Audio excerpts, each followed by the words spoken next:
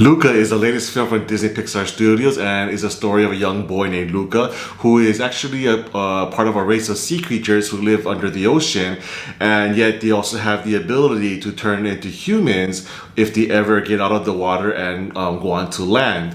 But they've been trained to be afraid of the humans. So the young Luca has been trained to just stay underwater and stay out of trouble. But of course, his young boy curiosity gets the better of him. And one day he ventures onto the land, becomes a human, and befriends another sea creature who has become used to living on land. And they want to go on all these wild adventures, mainly consisting of buying their own Vespa scooter. This story takes place, I would like to say, like in the 60s or 70s in Italy, I believe in the Riviera. I don't think they really say what year it takes place in, but with the context cues given in the movie, you can tell it's sometime around that time era.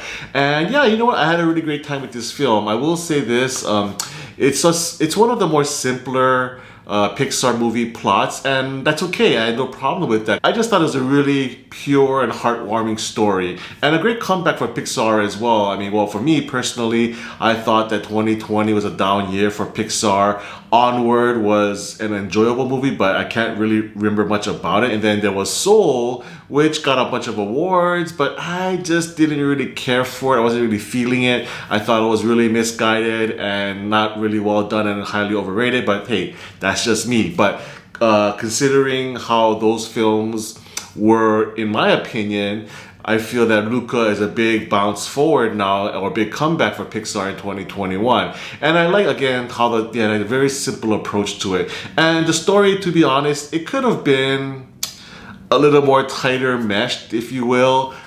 There's elements from other movies, and I feel like I've been doing this a lot in my reviews, comparing it to other films, and maybe it's just me, maybe it's screenwriters kind of being more lazy and just taking plot elements from other movies, but there's definitely elements of The Little Mermaid in here. I got a little bit of Call Me By Your Name vibe. Maybe it was an Italian setting, the two boys hanging out, I don't know. And then the finale was kind of a One Crazy Summer, like, final race thing for me, and that's what it reminded me of. And the main story is about, this boy who wants to explore and not be confined to the waters that he's been living in his whole life, and he wants to explore the real world, or the surface world. And that story kind of has equal weight with the story of this big race that they try to win in order to win this Vespa that they've been dreaming about. And at times I just didn't really see how those two stories really meshed together. It seemed kind of very separate,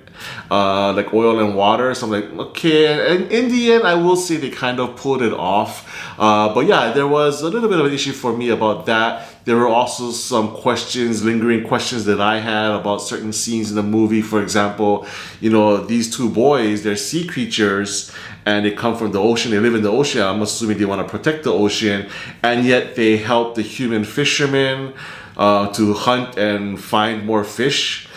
I thought that was kind of odd. So, and there's a few more questions like that kind of puzzled me a little bit. So in terms of the screenplay, it wasn't quite as tight as I thought it could be. It had some lingering questions, but again, the overall spirit and charm of the film really won me over. The voice performances were great. The main character of Luca was played by Jacob Tremblay, who I'm a huge fan of. This was the little boy who was in Room and in Good Boys and in Wonder. He's a fantastic actor, and he's a great voice actor as well. His best friend, the other sea creature, little boy, is voiced by one of the kids from It, and he's also in Shazam. And yeah, they just get really, they go really well together, and all the voices overall were done really, really well. So yeah, some great performances, and of course, being Pixar, the animation is going to be pristine. It's beautiful. You have, all these details with the sand, grains of sand, the ocean water, the bubbles, etc. So yeah, it's a beautiful film. And again,